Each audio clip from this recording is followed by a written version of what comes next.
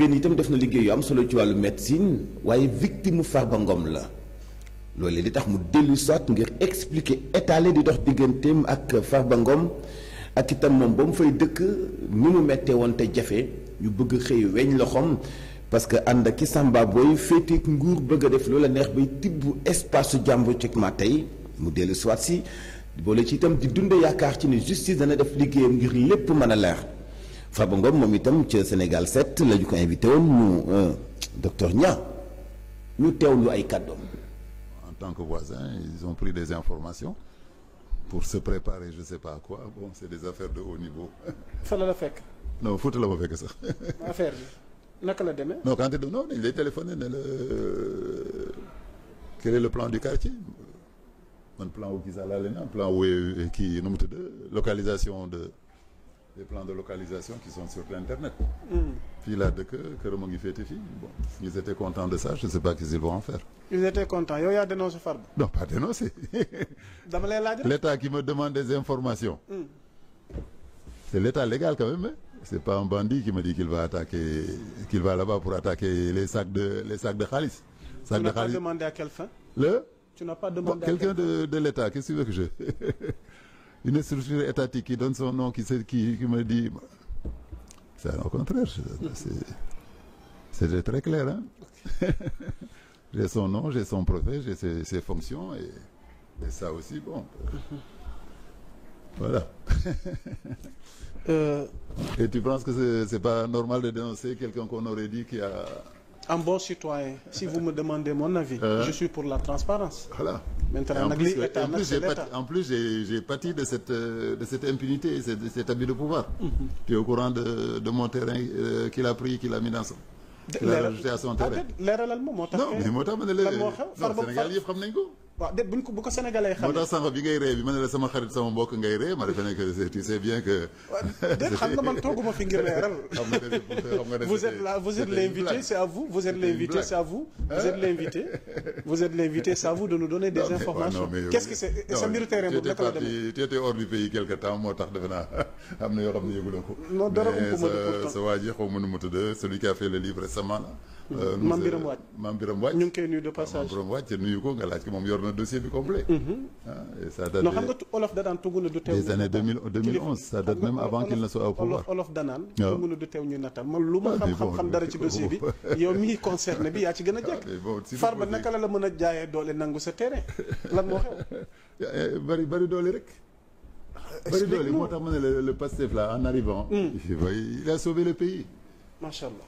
dafa sauvé dëkk bi lan moo xew non moom bon dans l'histoire c'est la veille des élections. des terrains que Wade avait donnés à ses ministres premiers ministres. En particulier Macky Sall. Voilà. Donc à côté de cette maison-là il y avait de ce terrain-là que personne ne s'était occupé il y avait Macky Sall il y avait Saboussibou Abigou Simaré il y avait 2 colonels xam nga ne état bi ni ñuy def rek tout le temps xam nga suuf moom c'est la meilleure façon de tenir les gens. Même dans nos transitions, si tu le sais, si tu le sais pas, il y avait ce qu'on appelle quelqu'un qui gérait les terrains même dans... Laman, voilà. Donc pour te dire que c'est Laman là, on continue dans notre système de façon invisible.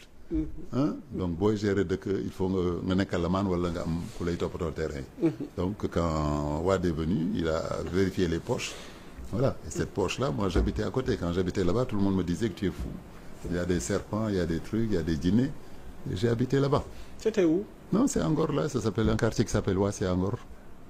Il est derrière en fait l'hôtel King Fahd pour te dire la valeur que ça a pris maintenant. D'accord?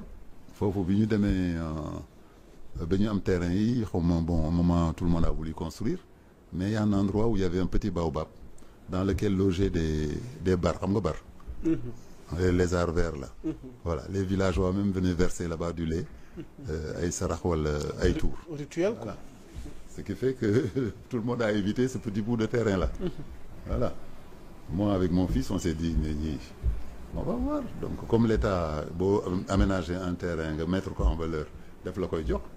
Donc on a négocié avec un jëm ci yàlla ci sax monsieur Diop de Cambérène qui avait des tracteurs mu ñëw remblayer ñu ko. Bon, d'un petit bout de terrain c'est devenu presque 800 mètres carrés. d'accord ñu commencé demander l'autorisation au cadastre pour le régulariser. cadastre ñëw dessiner.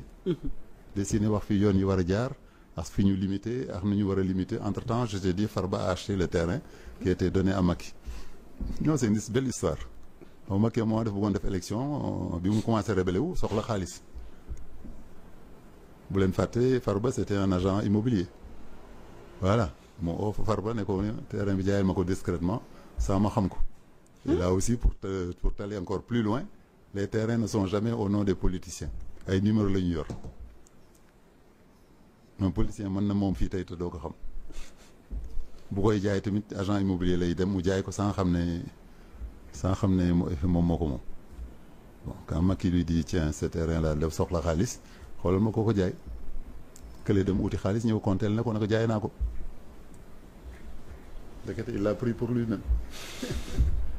Bon, il n'y a rien d'illégal pour le moment. D'accord? Bi mu construit, il a fait une maison de 800 millions qui était sortie dans les journaux, comme on est content, dans les années 2012, 2011, voilà. J'étais là. Voilà, même ça, à un moment, ça, le président a réagi en disant mais qu'il faut me dire les khalis. Bon, après, nous cède. D'accord? Donc, imbu de ce pouvoir-là. Étant le gueule du président. Entre parenthèses, vous avez fait appel à candidat de gueule pour le nouveau gouvernement, je suis partant. Qu'est-ce que vous avez fait? Poste de gueule le président. Qu'est-ce que vous avez fait? Donc ce monsieur-là avait tous les pouvoirs et tous les droits. Donc il reprend le plan du cadastre, il le modifie, il met une partie qui était prévue dans notre terrain, il le met dans son terrain sans... Mais moi, comme que c'est un député, avant de me plaindre, j'écris à l'Assemblée nationale, président Niass. Mon mot dit lettre de la plainte, on m'a dit, Babacar Yabi de lettre bi. Je me dis, wow, je me dis, tu fais que je me dis, menace. Menace, voilà. Le tu fais que y Farba intuitu personnel. Ñëw indi lettre bi wala ko ne ko Babacar yaa bind li. Yaa bind lettre bi au président. pour la woon Farba pour la woon bumbi la woon am na doole am na kantan foofu di ay quelques jaar-jaar yoo xam ni jaar na fa ak docteur Niang ci teg loxo ci këram suufam ba noppi di ko menacé yaa bind lettre bi lu la ci fekk na nga assumer tes responsabilités muy lu doy waar loo xam ni daf ko dénoncé moom docteur Niang ci suuf si nga xamante ni bi Farba Ngom tegoon na ci loxo ak ay numéro yu ñu amoon ñoom di ko jëflante mu nekkoon benn courtier bu doon sax jaayal Macky Sall suuf ci bu soxlaa xaalis pour régler quelques besoins comme ni ko docteur Niang waxee bu fekkee dañoo dëgmal ay élections xam ngeen ni loolu graaw na ba jéggi dayoo muy benn révélation de taille docteur Niang yéen ngi ànd ak seen émission Antenne 14 revue d'analyse